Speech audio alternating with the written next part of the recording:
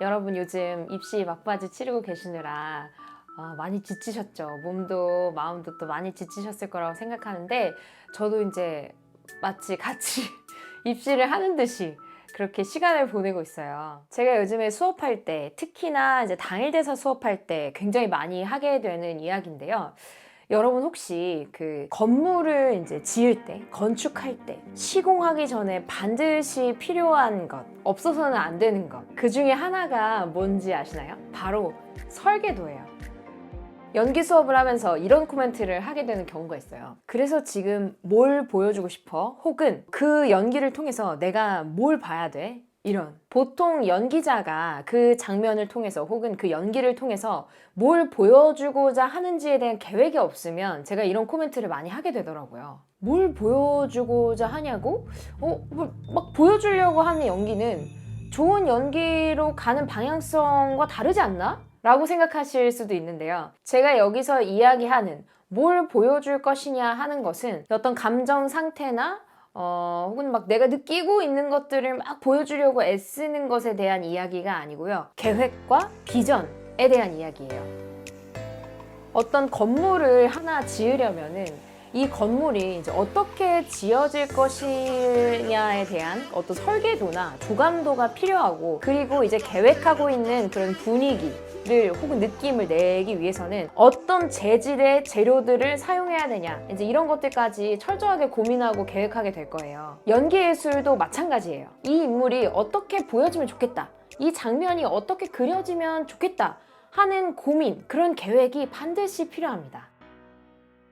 대본이 완성되고, 그리고 그 대본을 작품화하겠다는 것이 결정되고 나면 이제 그때부터 그 이제 작품에 필요한 스텝들을 모으기 시작합니다. 그 각 분야의 스텝들은 이제 이 작품이 나아갈 방향에 대해서 회의를 하기 시작해요. 무슨 이야기를 하고 싶은지, 그리고 그 이야기를 어떤 방식으로 전개해 나갔으면 좋겠는지 등에 대해서요. 그리고 그 이야기를 그렇게 전달하기 위해서 각 장면이 어떤 역할을 해줘야 되는지, 그리고 그 역할을 해주기 위해서는 이 각 장면이 어떻게 연출되어져야 하는지 등도 논의를 해요. 배우도 그 중에 한 파트를 담당하는 역할입니다. 예를 들어 지킬 앤 하이드 있잖아요. 뮤지컬 지킬 앤 하이드. Take Me As I Am이라는 넘버가 있어요. 이 장면은 남자 주인공인 지킬과 또 여자 주인공인 엠마가 약혼식을 하는 장면이에요. 그리고 이 장면에서 보여줘야 되는 내용은 이제 이 지킬과 엠마가 서로에 대한 신뢰와 그런 사랑을 가지고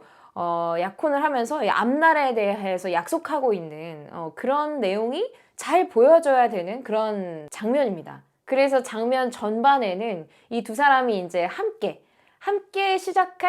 새로 시작할 그런 미래에 대한 그런 설렘들이 전반적으로 흐르고 있는 것 같아요. 이 장면을 방금 이야기한 이런 계획에 맞게 보여주기 위해서 각 분야의 스태프들이 이제 애를 쓰기 시작합니다. 음악을 어떻게 만들 것인지, 음악이 이미 작곡이 되어 있다고 할지라도 그 음악을 이제 어떻게 표현할 것인지, 예를 들어 악기를 어떻게 배치할 것인지, 또 혹은 이제 강약을 어떻게 연출할 것인지 등 전체 설계도에 맞게 이제 이 음악을 연출하기 위해서 많은 것들을 조율하고 계획해 나가겠죠. 조명도 마찬가지입니다. 이제 이 조명을 어떻게 디자인하고 또 이 각 조명의 세기를 어떻게 조정할지, 이런 것들까지 아주 세밀하게 계획하고 고민할 거예요. 의상팀도 해당 장면에 맞게끔 이제 모든 배우들의 그런 의상이나 스타일링을 고민하면서 전체 설계도에 맞게끔 의사결정을 하겠죠. 그리고 무대팀, 소품팀, 음향팀, 분장팀까지 전부 이 전체적인 설계도에 잘 맞추기 위해서 모든 계획을 하고 또 의사를 결정할 겁니다. 배우들도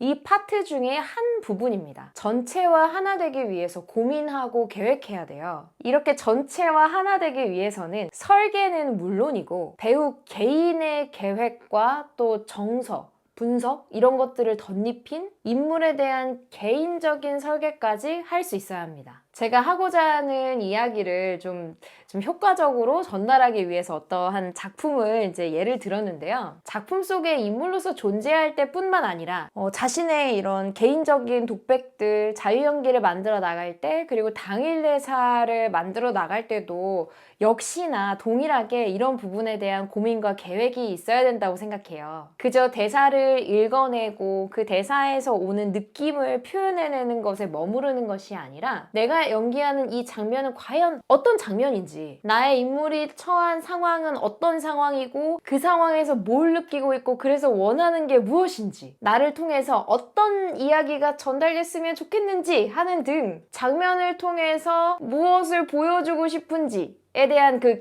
배우 개인의 그 계획이 반드시 존재해야 합니다. 그래야 그 방향으로 달려나갈 수 있어요. 반드시 원하는 그림이 있어야 향방을 정할 수 있고요. 그제야 우리는 의미 있는 방향으로 나아갈 수 있다고 생각합니다.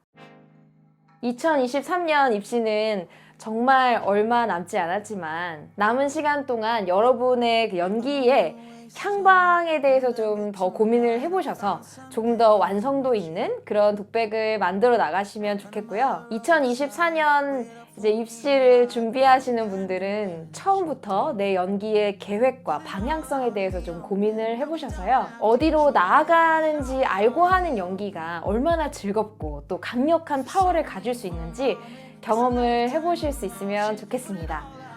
그러면 모두 힘내시고요. 그럼 축하합니다. 합격입니다.